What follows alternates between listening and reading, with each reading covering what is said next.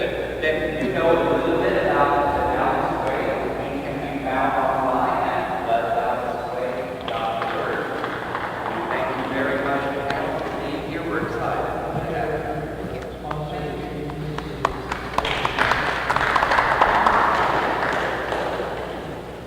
Another sponsor this evening is Reverend Mike Chapman from Thank you. First of all, I want to welcome you to the Cathedral Republic. We are glad to host this event and glad that you can be here and be part of it. Thank you. First of all, I want to welcome you to the Cathedral Republic.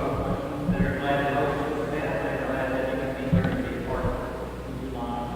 The Cathedral Republic has been in institution since 1970. We celebrate our 45th anniversary. And since June 26th, this time we can celebrate the first thing about here on the calendar, which is an exciting to be a part of the people of I'm sort of the mascot here. I'm known as the token straight pastor, which is a vibrant, progressive, inclusive community. They have a new pastor, Doris Thomas, here in all 6 months. He's going to worship the rest of the time at 9:11. Here, Dr. Doris Thomas, and hear what's going on here at the Cathedral. Again, we celebrate the presidency. Thank you all for being here. Appreciate it.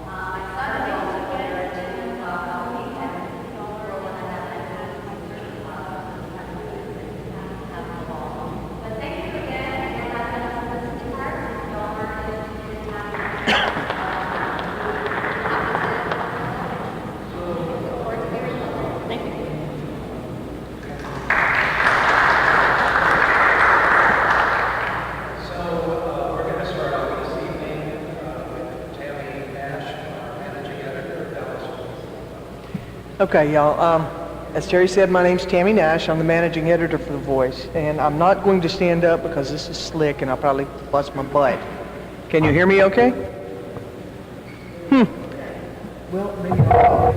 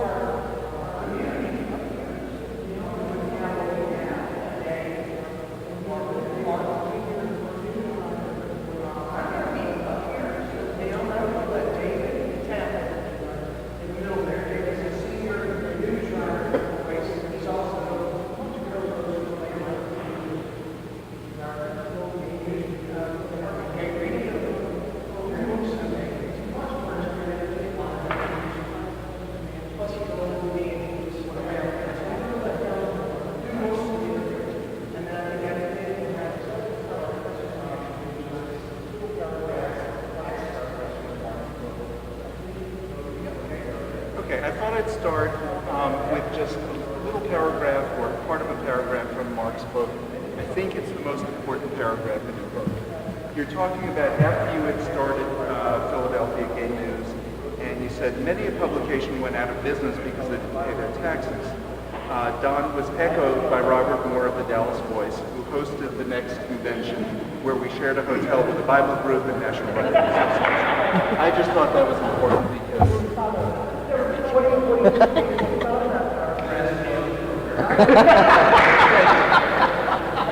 And you were comment on that. Yeah. What's not in that paragraph is not only were we there with National Rifle Association and a Christian organization, but Robert had the very good sense of taking the mostly northeastern Pennsylvania and eastern United States publishers to their first country western gay dance. They went to the round. Is that where we went? It's still here, too. And it's still around. Yes. It's still around. If we're going to talk a little bit more about that, I want to introduce, first of all, Mark's book is And Then I Danced, and it's his story of starting as an activist and becoming a publisher. The second book is by Barbara Giddings, is about Barbara Giddings by Tracy, and lots of pictures. The two that I loved are Barbara Giddings holding the Dallas Voice after Lawrence v. Texas. And the other one that I found is right here. This is 1971 in Albany, New York. I was a freshman at the time, and I was at this demonstration in front of the New York State Capitol. I loved it. I saw that. I was like in tears. Anyway, why don't we start? Yeah, go ahead. Richard Lansing? Who? Richard Lansing. Oh, I haven't heard that name in years. Yes. Old gay movement people. Yeah, this has been a great evening. The Jewish guy had to give the Jewish guy the tour of the church. That's how we started. Why don't we start a little bit, Tracy? Tell us a little bit about who Barbara Giddings is. Sure. Barbara Giddings, who passed away a few years ago, was really one of probably, she liked to say there were probably about 200 people pre-Stonewall across the country using their own names, doing the activist work across the country. So they were a tight-knit group. They knew who each other were. So she was by no means the only person, but she was one of those few that were willing to have their photo used, their real names used, and that would travel the country trying to network individuals. Her activism started in the late 1950s when she was in New York City. She heard about the Daughters of Paulides, one of the early lesbian organizations, and she traveled to San Francisco just to meet them. And she was inspired. They liked this young whippersnapper. And she later became editor of The Ladder, which was the publication of the Daughters of Paulides. But that was really just her beginnings, and that was, parallel with a lot of lesbians who were working in that. What was different about Barbara was then she sprung into an activist mode and left the Daughters of Paulides and The Ladder behind and teamed up with a man named Frank Kameny, and they became this incredible duo of doers. Whether they were going to fight the American Psychiatric Association, the American Library Association, anything along the way, they just tackled and created a movement in many ways across the country, but especially on the East Coast. You can just trace so many different things to the work that she did in the 60s and 70s, including with her partner, Caitlin Hewson, who I worked on the book with. Since it was posthumous for Barbara, it was very important to talk with Kay about their life together. I want to go back and forth a little bit. When did you start your activism? My activism started basically, like many people here, as an 18-year-old boy. I knew I was gay, and in the late 1960s, when you knew you were gay, you usually didn't want your family to know, you didn't want your friends to know. We have all been there, and that's when I understood it was depression, because I knew that what was wrong. Why couldn't I let my family and friends know who I was? So I left my city of Philadelphia, and on May 10th, I moved to New York. And I walked into an office called the Mattachine, which I found, and 10 minutes later walked out with a guy named Marty Robinson, who created something called the Action Group. And the Action Group is only known for one thing. 6 weeks later, as you might know, on June 28, 1969, I personally was at a bar called the Stonewall. So if you were 18 years old, like I was, and you felt you had no prospects in life, you had no job, and basically no place to live, what you did if you were gay and you lived in New York then was you walked up and down Christopher Street every night. And that's how you socialized. That was your social life. socializing. You would pop into the Stonewall, you would go out, you'd walk down Christopher, you would go into the Silver Dollar. Well, that night, the lights flickered on, police came in, they started screaming, people started screaming. Then they did what they always did, which was they carded people. They first started to card the drag queens and harass them, and they weren't too nice about it. Then they went to the men wearing the suits and ties. Those people, they got some money out of it. Me, I was looking like the guy next door, only 6 weeks in New York. I wasn't of any use to them. I was one of the first people to be carded and let out of the bar. I then went out of the bar, stood across the street, and while I was, we'll get to you. Okay. Sorry, I'm from the East Coast. We all speak fast. I'll try to slow down. So in the bar, after I was carded, I left the bar, went outside, being one of the first. As I was standing there, other people were let out. They formed a semicircle around the door. Eventually, that got to the point where the police were the only ones in the bar, and people started throwing things at the bar. Aside from popular theory, no one knows who was the first one to throw something, and who it was. As I was standing there, what I recalled thinking at that point, when everything started, was my grandmother took me to my first civil rights demonstration at 13. I'm now 18. I'd marched around Philadelphia City Hall with Robert N.C. Nix and Cecil B. Moore. I knew what civil rights was about. And in the counterculture years of 1969, I wondered, African Americans are fighting for their rights. Latinos are fighting for their rights. Women are fighting for their rights. When do we start fighting for our rights? At that moment, even though there wasn't a word for it, I became a gay activist. And at the same time, Morty Robinson came up to me with chalk. And he said, "Write on the streets and the walls, tomorrow night, Stonewall." That was the first organizing thing I'd ever done, and literally the only thing the action group ever did. But that led to the second, third, and fourth nights of Stonewall.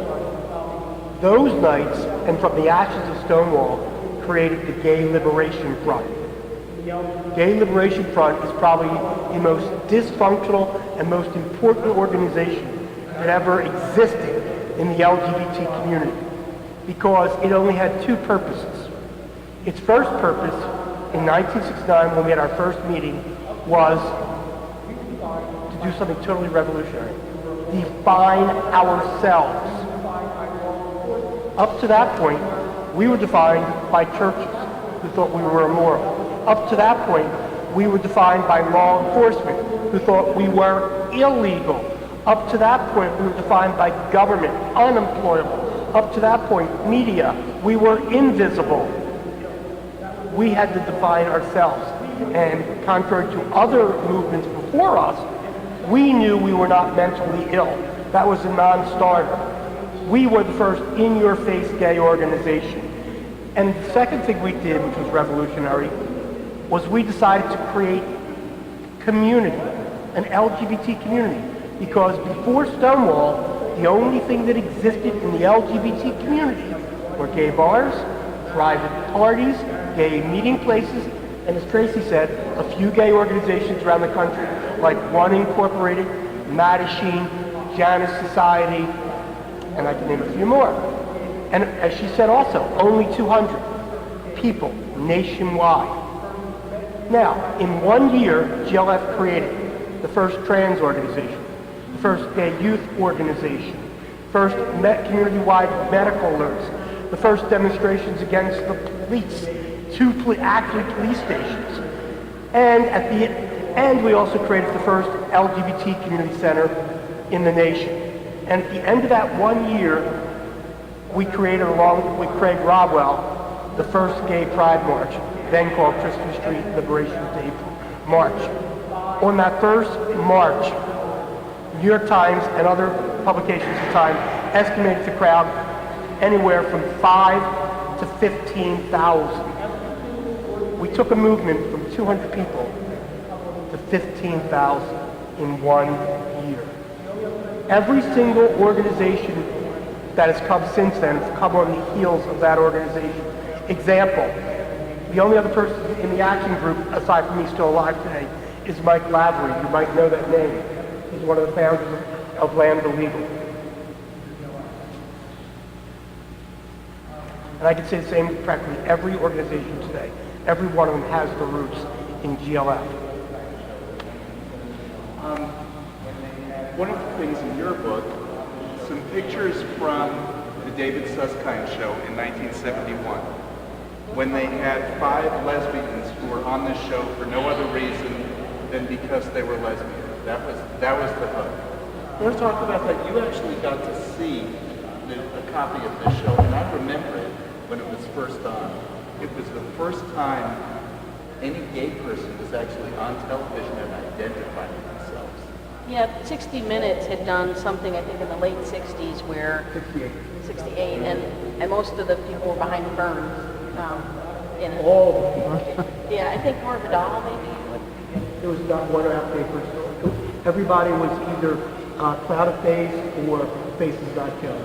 1968, CBS reports Mike Wallace. So, so the David Susskind show obviously was a national show, and he was, so I never had seen the show, I had heard about it. And many people of that generation told me how significant that particular show was in seeing people out on TV, not hidden, you know, with their real names. And Barbara was on that show. And so when I was interviewing Kay, her widow, for the book, she had a copy of it on a little thumb drive. And it was so amazing to see because it's not online anywhere that I can find. And they were so articulate and patient and poised. And that was, I think, a lot what people said about Barbara Giddings was how poised she always was, how she always had a smile. And she did that on the show. She basically broke down all the stereotypes that he would throw at them. She and a woman named Lily Vincennes, who was a very important activist as well, who's in the book, during the 60s era from Washington, D.C. So that show was really a pivotal moment for the national movement. And for Barbara, it was more than a decade into her work already. So she really had it down. She was not intimidated by David Susskind in the least. In fact, I almost felt like Susskind himself was shrinking, understanding his status as a dinosaur on that issue. Like, they were so good. It wasn't just one-on-one, it was like 5-on-1, and they were all so amazing. So I think that was a perfect example of how Barbara kind of changed people with kindness and a very articulate vision of what it was to be a lesbian in this society. So it was really an important show. From what I remember of that show, the point was to shock people that there were going to be lesbians on TV. And when they came across as people, he didn't know what to do with them. Right. Yeah. He was flustered. Susskind had done an earlier show with gay men in 1968. Did he I'm sorry, really? 69. Oh, okay. Yeah, with Dick Leitch as one of the guys. Yeah, Dick Leitch ran Madison. Now, both of you are publishers of gay newspapers. Yours was first. Yes. Yours was around 10 the years time- later, and luckily we have Michael here from the oldest gay newspaper and Lynn here from the second oldest. So Bearer Reporter and Washington Blade are still publishing. But I believe Mark might be the... Continuously. Yeah, you're the person, I don't want to say oldest, but you're the only original publisher from that era still with your paper. Yes, I am that old. I'd say Robert's the oldest. No, Robert. I'm older than Robert. Yeah. I will, next month, we will celebrate 40 years of publishing. That's amazing. That's amazing. Okay, so what I want to get to is you were an activist and a number of stories you tell in your book. But then suddenly you decided you got this opportunity to become the publisher. What was that like? Because that was a change. That was a huge change. It was, I think, one of the first major changes of many changes I would go through in life. So from 69 until 71, I was very much involved in the New York Gay Liberation Front, Gay Activist Alliance, and I founded Gay Youth, which was the nation's first gay youth organization. And that became a national organization. First out of Gay Liberation Front, then Gay Activist Alliance. Gay Activist Alliance eventually became National Lesbian and Gay Task Force. But in 71 I moved to Philadelphia and created an organization called the Gay Raiders. And from what I learned in New York, the objective was to be in your face. If we as a community were going to create change, the only way to create change is to get the population to know who we are. We're not the green-eyed monsters they think we are. But because the church, legal system, and medical systems told we were, that's all they knew, unless we told them we were something different. So I decided to end invisibility of the gay community. And the way you do that is very simple. Media. Now, we talked about David Susskind. Up to that point, LGBT people were not primarily on a few radio shows, some syndicated talk shows, maybe a PBS show. Network TV had never had a gay person on it. Network TV didn't talk about gay people. Major radio stations didn't talk about gay people. We weren't in newspapers, magazines, and so forth. So in 1972, we started breaking into TV shows, live TV shows, and disrupting them. The most notable, of course, is the CBS Evening News with Walter Cronkite. For those of you who don't know, in 1973, there were only 3 TV networks and PBS. There's no cable TV, no internet, no cell phones. So most people got their news from TV and from Walter Cronkite, most trusted man in America. In fact, his broadcast had a viewership of 60 million people. And on December 3rd, 1973, when he came back from commercial, as he was reading a story about security procedures, I slipped between him and the camera, sat on his desk directly in front of him, and held into the camera a sign which said, "Gays protest CBS prejudice." At which point, the CBS television network went blank for 8 minutes. I was wrapped in cable on the floor and arrested. We went to court about 6 weeks later. As there was a break in the trial, I was in the hallway talking to my lawyer, Hal Weiner, who was still alive, and came to the New York Launch in the book. And I felt a tap on my shoulder. I turned around, and the man said, "You must be Mark Siegel." I looked at him and said, "You must be Walter Cronkite." And he said, "Why did you disrupt my show?" And I said, "Because your broadcast is biased against gay people and censors us." And Walter was nothing if not a great journalist. And he took umbrage at that. And he said, "We do not." I said, "If I can prove it to you, will you change that?" And he didn't shake his head anyway, he just looked at me. So I kept talking. I said, "A few months ago you did a story about International Women's Year being proclaimed and 5,000 women walking down 6th Avenue. He said, "That was a good story. It was, news." I said, "I agree with you, it's news. But why didn't you cover it when 15,000 gay men and lesbian women walked down that same street 3 months later?" He just remained quiet. I said, "Last week you did your first gay news piece, other than the fact that I disrupted your show. That piece you did stated the New York City Council had just refused for the 3rd time to pass a gay rights bill." He said, "That was news." I said, "I agree with you again, it was news. But why didn't you report the 26 other cities that have passed gay rights legislation?" He turned around, walked back into the courtroom. He was next to testify.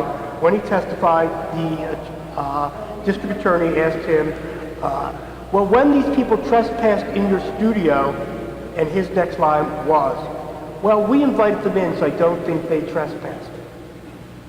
Thereby saved me from a 10-year imprisonment and $10,000 fine. Later, Walter befriended me. And Walter, in my estimation, is one of the most generous people I've ever met. And if you want to read more about that, aside from reading it in my book, the best book on Cronkite biography is last year's bestseller called Cronkite by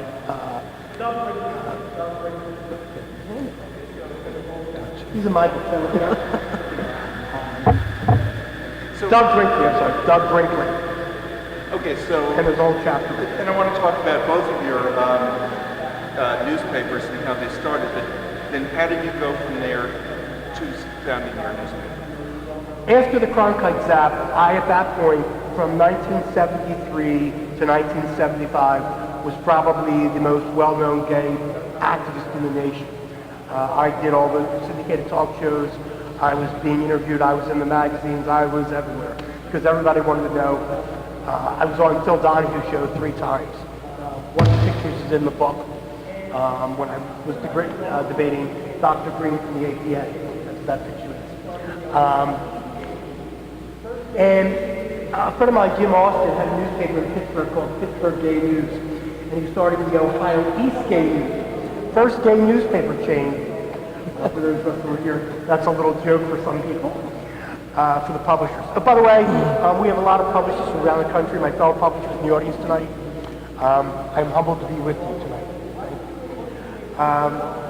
So as I'm on that tour promoting Ohio East Gay News, where Jim Austin said to me, why don't you create one of these papers in Philadelphia?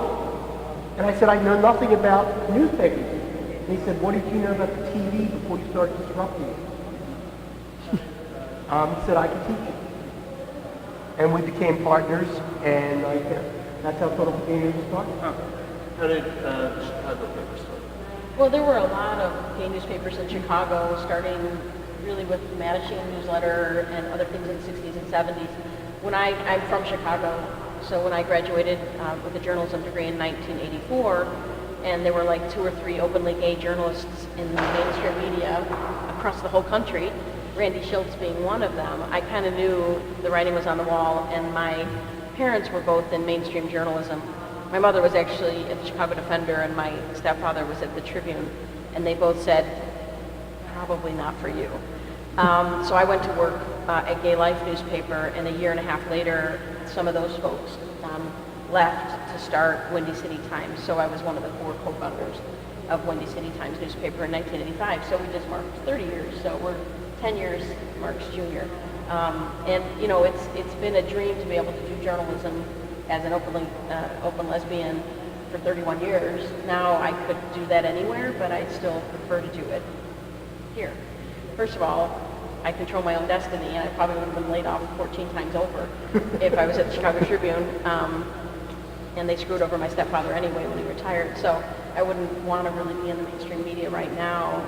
All media is struggling in its own way, but we at least are controlling our own destinies.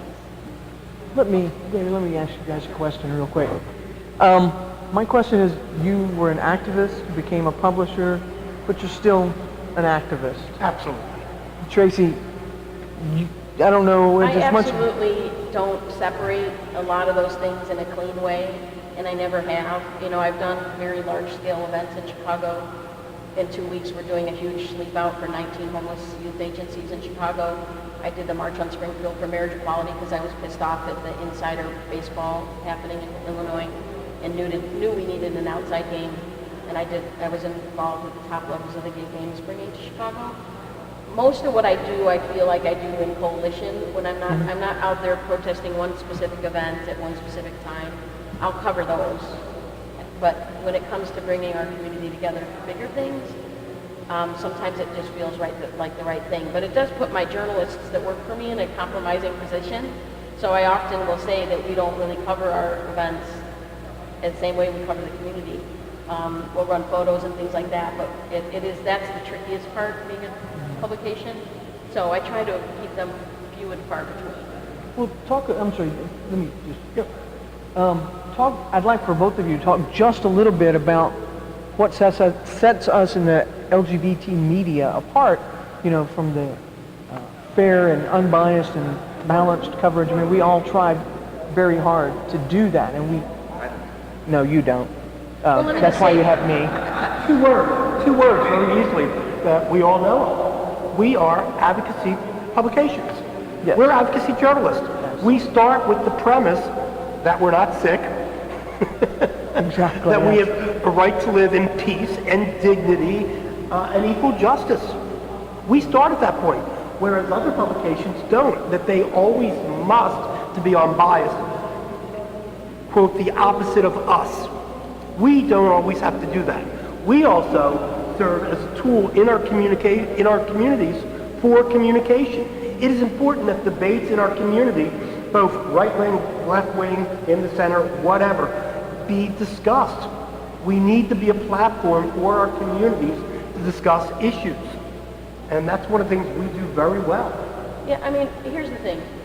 We all, as journalists, have biases.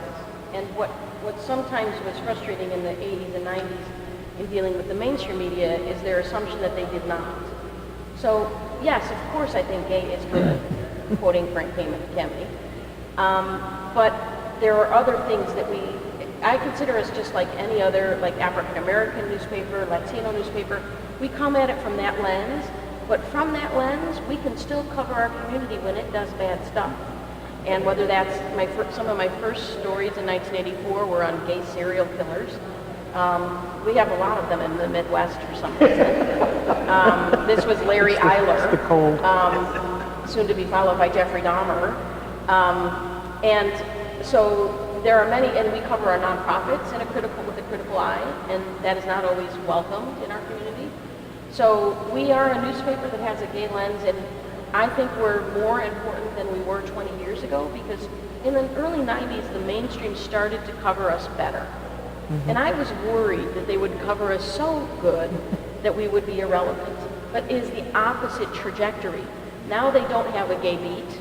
They don't have reporters that know our community anywhere close to what the ones did 20 years ago. So they'll cover the big issues, but they will not cover the community the way we cover them every single day and every week. So the mainstream's in trouble because they're not local like they need to be. So it's changed over the past 30 years. Can I follow up on what you're saying? That's very true. In my city, we've had a spate of, over the last year, 3 trans murders. Okay. Now, the non-gay press will cover the murder. They might cover the trial, but they won't do it ongoing. And for most of us in this room understand that violence against trans people has been a continual problem in all our communities nationwide. And it's been ongoing for not just the last 10 years, the last 5 years that they've been covering it, but the last 40 years that most of us, including a lot of the gay media, have not been covering. So there was a very vicious murder in our city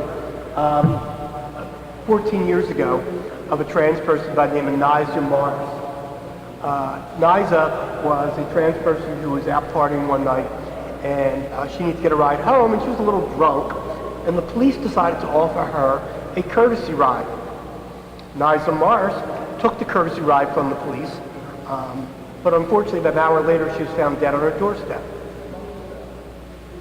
And that has been a mystery for the last 14 years. Now, for the first month or so, general newspapers, did a little story on it. A little story, like 2 inches. Because they didn't really cover trans people 14 years ago. To us, it was a front page story. We covered it, and we kept covering it. We're still covering it today. Last year, after covering it for 12 years, and I cannot tell you how many times we have had state, federal, and city investigations due to open records and taking the city and asking the FBI to investigate the police department and death threats. But last year, the National Society of Professional Journalists awarded us their Investigative Award Prize along with the Wall Street Journal. First time that's ever been done. And so I wrote a very nice column about that. My column was, as we were sitting around the table at the Washington Press Club, we were talking about all the sex cases we were covering with the Wall Street Journal. So my name of my column was Sex Talk with the Wall Street Journal. Do you find that as journalism is not local anymore, that mainstream press is relying on you to help translate for them? Well, the entire time I've been doing this, every reporter that comes through that tries to cover the game will call the gay newspaper first, it seems. And now our public radio is better than that, but a lot of the mainstream journalists don't have any continuity. They're missing. They haven't been around for 20, 30 years. They don't know who to call. So they still do rely on the gay press, and they say that. Like they'll say, well, we'll pick up your story. There are disturbingly few cases of important stories that they do pick up, right? We've been covering this case of 3 trans women murdered in Chicago, and no other media has picked it up. And there's a woman two were murdered. One was arrested for defending herself. She's been in jail 3.5 years without trial. We think next month the case might get dropped. But it's only because our persistence that she was able to get a lawyer other than a public defender, because they saw our story and helped try to defend her. The public defender kept misgendering her, and she's had difficulty in jail. So I'm really worried more about the mainstream media right now in terms of their resources to cover their local communities well on a consistent basis. And I couldn't agree with you more, that as general newspapers shrink, and we're having right now, our Philadelphia Inquirer just announced this week they're laying off another 20% of their newsroom, which is just absolutely horrible. We find an advantage for us in the gay media, because what we've done now is, since, as you mentioned earlier, they don't have beat reporters anymore. We all remember beat reporters? They don't have them anymore. They used to have a beat reporter who would cover police, they would have a beat reporter who would cover politics, and they'd have a beat reporter who part of their job was to cover the LGBT community. That's all gone now. So you have people calling you. I mean, I literally was at a function in Philadelphia at one point, and a reporter came up to me after the mayor mentioned me as doing something on LGBT inclusion at the airport, and the reporter actually said to me, "What is LGBT?" That's pretty bad from a major newspaper. Anyway, so what we've done is, since we feel they can't cover our community well, and since they want to feel like they are, and they don't feel like they're excluding us, we've entered into partnership now with Philadelphia Inquirer, Daily News, and Philly.com. So we're going to be supplying milk to their LGBT community. That's amazing. That's a great deal. I guess our experience here is a little bit different, but we've been having major attacks on the whole law in our gay community. We've had 11 attacks since September.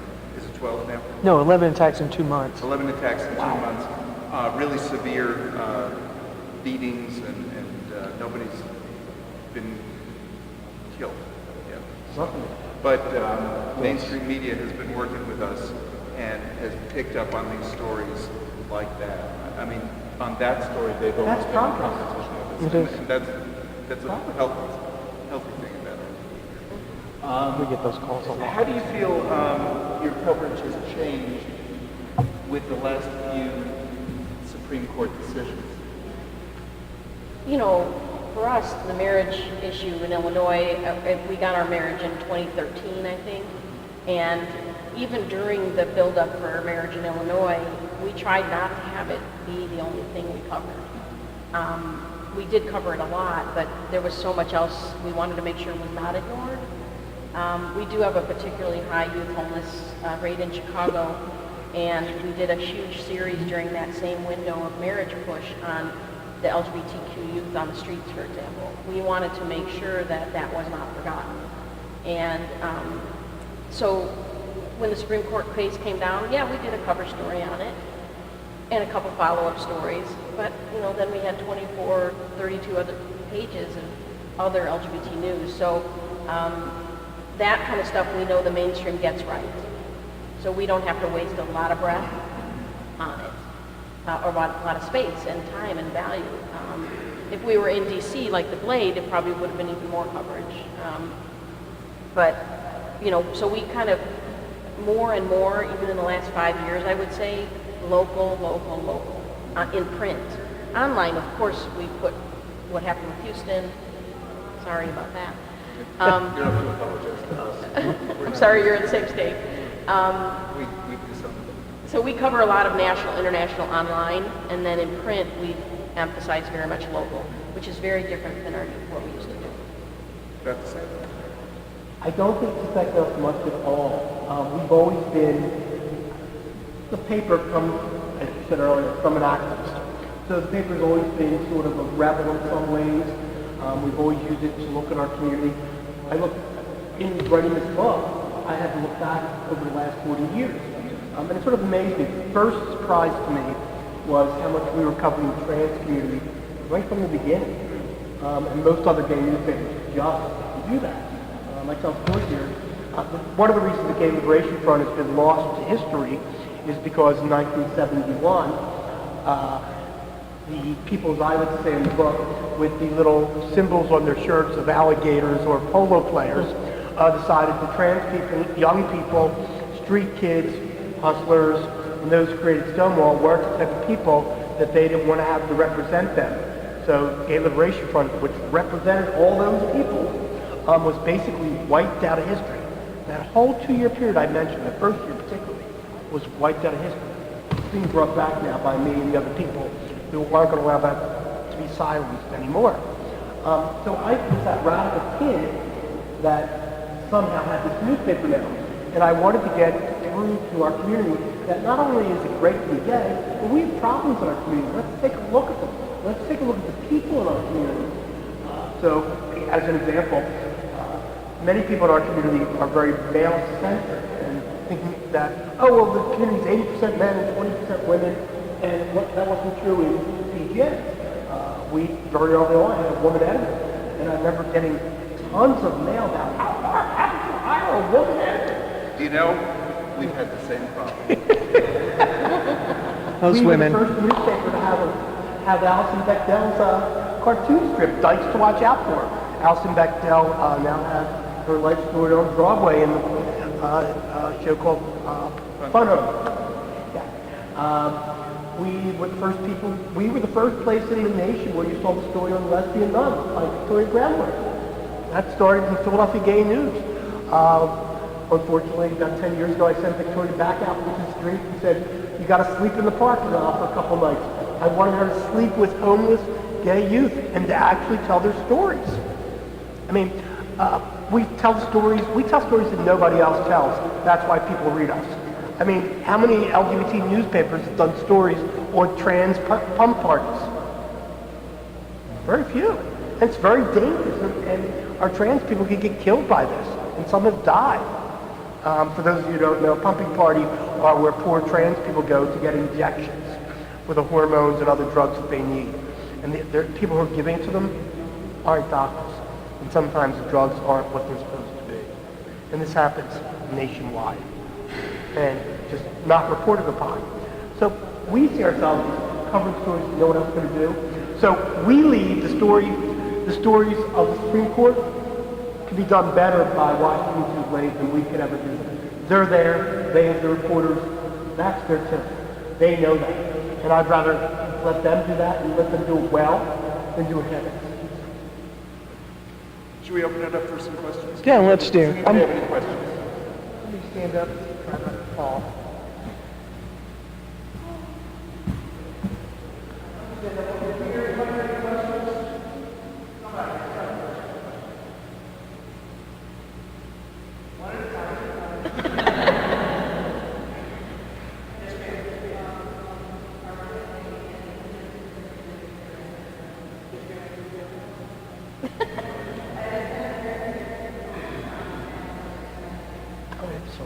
And we know.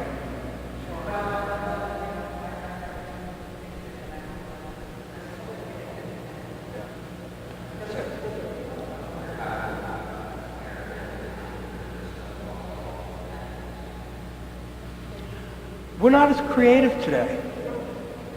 I mean, I just don't see creativity anymore. I mean, one of the, if any of you saw the film Stonewall, and I don't suggest you do see it, but people were asking me, I was one of the people that I wrote an op-ed for The Advocate saying, as a person who was there, this is after that first trailer came out, we shouldn't judge it until we see it. Well, I saw it. It was bad. It was really bad. And it took me a while to figure out what I didn't like about it. Now, all the people in the film were people I knew because they were either their real names in the film, like, for instance, Bob Kohler was a friend of mine. Sylvia Rivera was a friend of mine. She's my sister.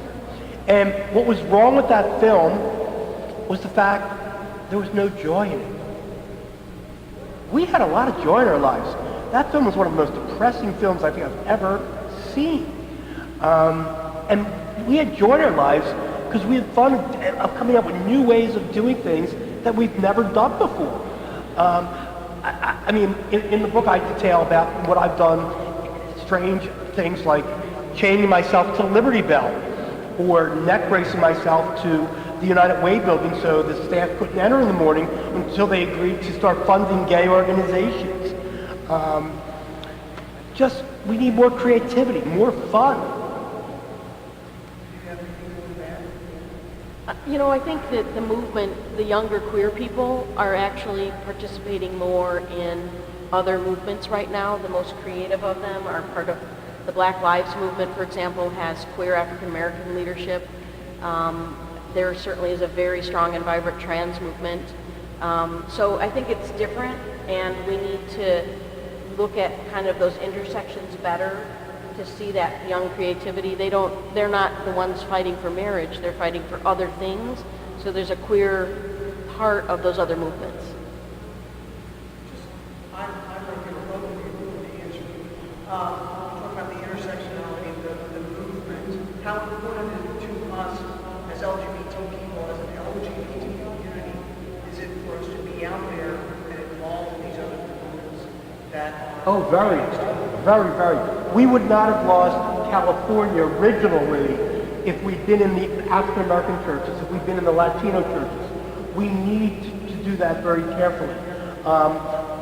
Back in 1974, going back a little, the first gay rights bill, the first non-discrimination bill was introduced in the United States Congress. It was introduced by a feminist by the name of Bella Abzug. If we hadn't had that relationship between the Gay Liberation Front and the feminist community, she might not have done that. But because she had a relationship with the gay community, she knew that was very important. Now, we still don't have that non-discrimination bill through Congress. We have marriage equality today. And anywhere in this country, you can go and get married. But guess what? 5 minutes later, in most of this country, you can be fired because you got married. That's why we need that non-discrimination bill. And the reason I bring up that non-discrimination bill was because after she introduced it, she called me and said, we have 4 sponsors and it's not, I won't do her accent. We have 4 sponsors and we're not getting anywhere with it. Why do you think we're not getting anywhere? And I said, send me the bill and let me look at it. And I looked at the bill, 4 sponsors, her, Koch, Burton, and I can't think of the 4th one, sorry. But the 4th one was another person from California. I said, well, you have 2 people from California, 2 people from New York, and you're all white. And of course, Bella Abzug, being the kind of woman she was, said, Mark, get me a black person. Long story short here. So if you recall, I said that at age 13, I went on a march and met Robert N.C. Nix. Well, by this point, Robert N.C. Nix was in Congress. Robert N.C. Nix became the first African-American sponsor of NDA. He also happens to be one of the founders of the Congressional Black Caucus. One of the things we can't do, Illinois almost had a situation of Prop 8 with our marriage bill, because that ask can't be a one-way street. If we're not doing the work on an ongoing basis intersectionally, if we're always seen as going to an elected official and not with them, it can backfire. And there was a lot of racism that came out of the marriage. When it didn't come up for a vote, people were trying to blame the Black Caucus in Illinois, when it was really the White Caucus, which is the Republican Party in Illinois, that was holding it up. I mean, it was a disproportionate attack on a group of elected officials that did not hold the power, but it was an easy target. And so that really had a potential to have a long-term backlash. So we can't just always be asking one way. We have to also work on those issues that they care about. I think that a step further. Absolutely right. We need to create coalitions wherever they are. Our movement is a movement of educated people, letting them know who we are. And that means if they're really opposed to us, if we think they're educable, to talk to them and keep talking to them. And we got married a year before the Supreme Court ruling in Pennsylvania. And it was done by a Tea Party Republican governor. And we did that because we worked with him and his staff, and they got to know us and to trust us, and they saw us as human beings. And so when the court came in Pennsylvania, and the court, it was his choice to take it to the Supreme Court or just let it go. I was able to go to the governor's mansion and say, Governor, you know us. Do you want to do this to us?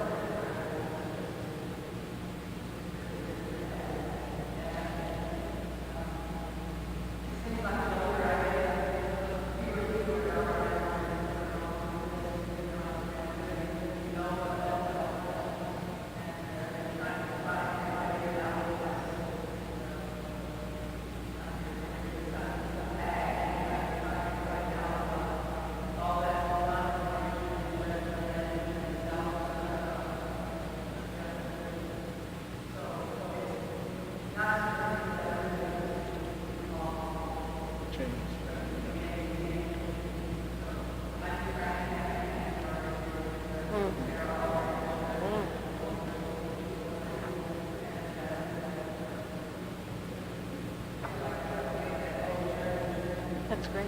We're going to wrap this up a little bit. You have a couple of pages that are... Oh, okay. Yeah, go ahead.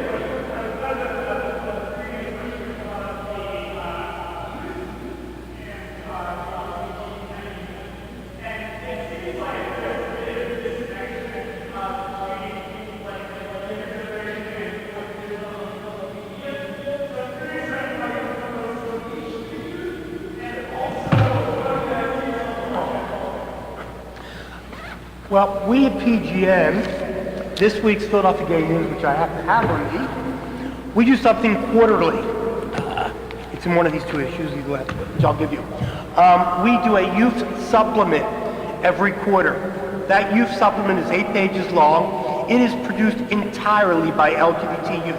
It is done by LGBT youth at the youth organizations in Philadelphia and all the university organizations in the surrounding area.